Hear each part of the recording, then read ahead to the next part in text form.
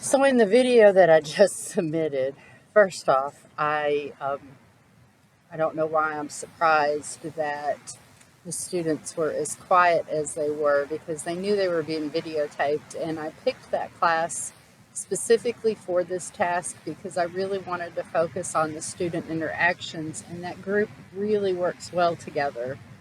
Well, when they found out they were being videoed, everybody got really quiet and didn't want to respond. So I had to kind of coax it out of them some, but uh, I I'm I like the video that I submitted.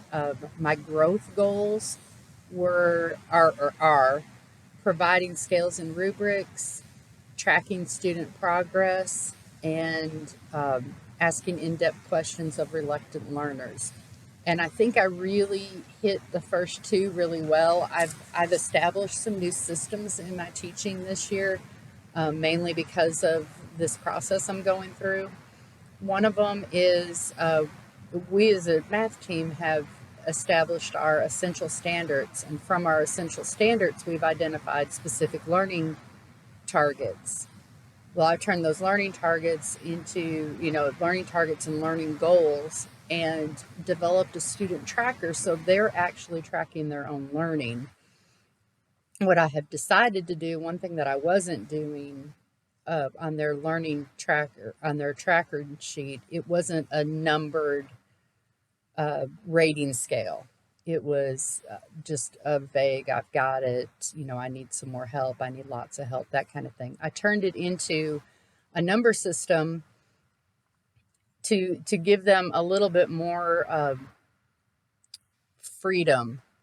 They don't have to be exactly at a 4, they could be at a 3.5, or they don't exactly have to be at a 2, they could be at a 1.75. And so we're still in the process of developing that and getting them used to that. So I have it on the board so they can see it, and we go over it every time they have to rate themselves. And I try to have them rate themselves almost daily. I don't want it to become so monotonous that they don't really give it the uh, time and thought that it deserves. But I want them to understand that they are just, this was the first lesson in this learning target. I don't expect them to be at a 4 right now, but I do expect them to get that way. And I tried to convey that to them in this video where, I have an expectation that everybody must be at a 3 because that is the learning goal. But I want them to strive for more than that 3 because I do believe that there's a lot of them that can get up to, beyond the target and into the next steps. Um, I I submitted my self-scoring template, uh, and I feel that I hit a lot of the components that were required. Um, Tracking student progress. In the video at the end, we do what's called a cool down, and it's a digital problem that when it's finished, I look at it. I can see where they're making mistakes. I can understand where they're at with this learning target. And then we have a spreadsheet that after a cool down, I log where they're at and what kind of extra support they need. So the spreadsheet is my student tracking student progress. Plus, as they're working individual problems, I'm walking around, I'm looking at what they're doing. You probably saw me giving them tickets. The tickets is another new system that I designed this year. It's a reward for if they're on task, if they're going in the right direction, their learning looks like their problem solving is leading them on the right track. They get a ticket, and that ticket lets them know, yeah, I'm heading in the right direction. Or they can get a ticket for noticing something, noticing a problem, noticing an error or something that just doesn't look quite right. At the end of the class period, I collect all the tickets, they put their names on them, and then at the end of the week, we have a drawing for It's like gum and chips and, stuff that ninth graders like. So that's celebrating success, um, is the reward system, the tickets that they get. Um, for and that the cool down that they do at the end of the lesson where I assess that's the formal assessments of individual students. It's kind of like an exit ticket. It's digitally, so we have better access to tracking the data, and I can see, where they're at, and I can actually reflect back.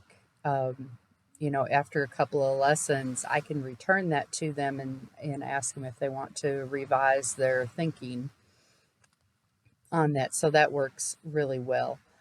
Chunking content into digestible bites. I did that with the guided notes that I gave them. It was broken down into pieces, into sections, and then they were able to have that as they process new information. We'll pull that out tomorrow and use that again, which is helping them process their new information. Um, the the guided notes was also a graphic organizer that is able to let them represent their knowledge, record their knowledge.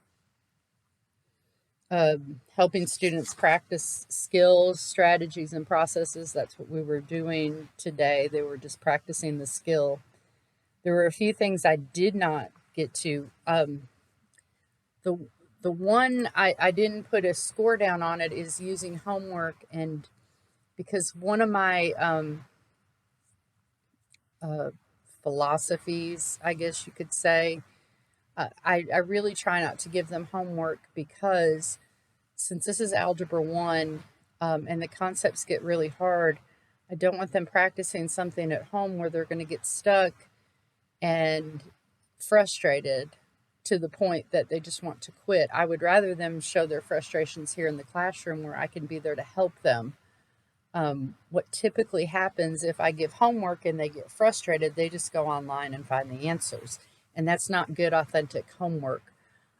We have in the classroom what's called practice days or work days. And it's just a day that I don't teach them anything new. They work on what would have been their homework. So you can't see it in the video because I don't give homework. We don't review the homework. We do that on a work day. Um, Noticing when students are not engaged. I had a little bit of that in the beginning and I kind of let it go. The reason I let it go is because the two students who were not engaged, and I don't know if they were seen on the video, but the two that were not engaged, when I do bring attention to them, it turns into a battle. And it's easier just to kind of let it go and see if they'll get on task. And both of them did. They started doing their work. The other thing I do is usually I just have to step over by them, and that's how. And then they get on task. I guess I could have rated myself in that part of it. Managing response rates. I don't try to rush anybody, um, but I wasn't quite sure what to rate myself at with that one. Uh, Providing opportunities to talk about themselves. This we do what I do about 2 or 3 times a week before we even get started with the lesson. We do what's called good things, and we just set aside about 5 minutes, and anybody can share with me any good thing they have going on in their life right now. I didn't do that today because we were starting a new unit, but in one of my next videos, I will share good things in the video, and we'll see how they can talk about themselves. Using academic games. I do that a little bit when we're reviewing for a quiz. Obviously, it wasn't done in this lesson, so I'm a little concerned on how I'm going to show that in a video. Applying consequences for lack of adherence to rules and procedures. I didn't have anybody that was breaking any rules or procedures today, so I, I didn't show anything. Usually all I have to do though is kind of step over by them, and they know my rules and procedures pretty well right now. Just stepping over by them usually gets them back on the right track task. Um, Understanding students' interests and backgrounds, I'm not quite sure how to show that. Um, but the using verbal and nonverbal behaviors that indicate affection for students, part of that I do when they're coming in the room. I greet them at the door and talk to them a little bit. I know who I can, sometimes they just need a little touch on the shoulder. They need a, little pat. Um, Sometimes they just need a little encouragement. Yeah, you've got this. I did that a couple of times in the video that, yeah, you can do this now. Displaying objectivity and control. I think I remained in control pretty well. The objectivity part that came in, and this is also the asking in-depth questions to reluctant learners. The one student that I pulled up and asked her to defend her no, she's a really reluctant learner, so I was nervous about if she would get up front to do that. And I knew that once she heard the correct answer, she would be able to, correct herself. But even at the end of it, even when she heard the other girl explain her reasoning and that she had just had it backwards, it she still got confused. So I'm going to pull her aside tomorrow and kind of talk to her a little bit more about that. But um, that was a big step for that girl to get up in front of everybody and defend her answer. She is truly a reluctant learner. And that's kind of where I also probe incorrect answers with reluctant learners. I knew her answer was incorrect, but I didn't want to just come out and tell her that she was incorrect. So I thought that might have went really well. That was a trial. Like I said, I was a little nervous about pulling her up front, but it seemed to work really well. One thing that I scored myself low on, and I want to explain, where it says organizing students to interact. Right now, my students are in rows, and they're kind of separated, and it's for a specific reason. This specific group of ninth graders that we're having a lot of trouble with them district-wide, school-wide, with just immaturity and behaving. So we had been asked to kind of separate them for a little while so they're not doing, touching each other, bothering each other, stuff like that. So I'm not arranged for them to interact, but like I said, that is for a reason. I'm hoping that before another video that I do, I can have them at least grouped in pairs. I'm going to talk to my administrator about that. Generating defending claims. I mean, that was pretty good when they were having to say, why they felt they didn't agree with their friend, or they did agree with their friend. So getting them to justify their answer and just not say, no, I don't, give me specific reason. That's a big part of our math class. So that has grown a lot within these kids. Overall, I think my video went pretty well. I'm anxious to hear your critique of it.